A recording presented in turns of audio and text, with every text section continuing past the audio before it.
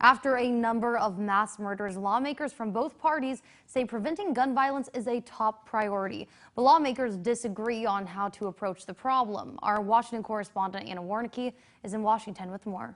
This was literally in our backyard. Texas Republican Congressman Jody Arrington says West Texas is grieving after two mass shootings claimed more than 24 lives in the past month. It's an unspeakable evil what that perpetrator did to our fellow citizens in West Texas. Arrington wants to make sure guns don't end up in the wrong hands, but he says that doesn't mean restricting guns from law-abiding citizens. I think we as government officials and legislators have to balance doing what we can without compromising our fundamental rights and freedoms. It's a balance between the right to have a gun and the human right not to get shot, and we are failing on that human right. As a former ATF agent, David Shipman says not everyone should be allowed to own a gun. If we really want to take a bite out of violent crime, we got to focus on violent people. Shipman points to H.R. 8, a bill already passed by the House that would require background checks for every firearm sale. And it would have prevented the Odessa shooting